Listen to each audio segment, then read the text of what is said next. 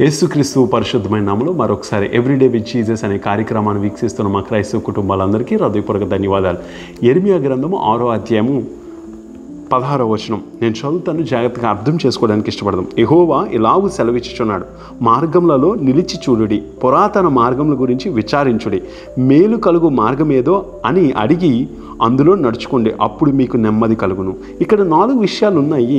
నిలిచి చూడుడి, పురాతన మార్గం గురించి విచారించుడి, మేలుకు కలుగు మార్గం ఏదో అడిగి అందులో నడుచుకోండి. ఈ 4 విషయాలు బట్టి నెమ్మది కలుగునని దేవుని వాక్యం చెప్తుంది.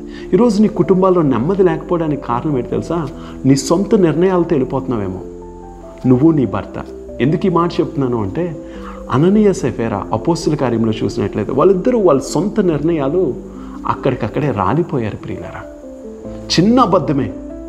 ఎందుకు ఈ మాట చెప్తున్నాను అంటే, నిలిచి చూడుడి, పురాతన మార్గం గురించి ఆలోచించుడి, మేలుకరమైన మార్గం ఏదో అడిగి అందులో ప్రయాణం చేయడని యెరెమీయాతో ప్రభు మాట్లాడుతున్నాడు. ఎందుకు తెలుసా?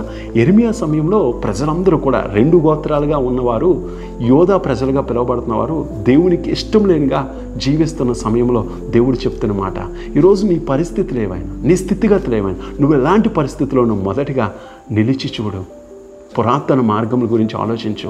అబ్రహామును నడిపించిన దేవుడు, ఇషాకును నడిపించిన దేవుడు, యాకోబుని దేవుడు ఆశీర్వదించిన దేవుడు, నోవా యొక్క విశ్వాసాన్ని బట్టి తన కుటుంబాన్ని కాపాడిన దేవుడు ఈరోజు నీ జీవితంలో కూడా కార్యం చేయగలడు ప్రియులారా. నువ్వు మర్చిపోతున్నావు. ఆ మాట చదువుతాను, జాగ్రత్త అర్థం చేసుకోవడానికి ప్రయత్నించు. మార్గంలో నిలిచి చూడుడి, పురాతన మార్గం గురించి విచారించుడి, మేలుకు కలుగు మార్గం ఏదో అని అడిగి అందులో నడుచుకోండి, అప్పుడు మీకు నెమ్మది కలుగుతుంది. నీలో నెమ్మది లేదా? సమాధానం లేదా? శాంతి లేదా? నెమ్మదిని దేవుడు దయచేస్తాడు, సమాధానాన్ని దేవుడు దయచేస్తాడు. ఉన్న స్థలంలో ఒక్కసారి ఆగి, నీ పితరులైన అబ్రహాము, ఇషాకు, యాకోబుల దేవుడు ఎలాగైతే వాళ్ళు నడిపించాడో అందులో ఒకసారి నడవడానికి ఇష్టపడదాం.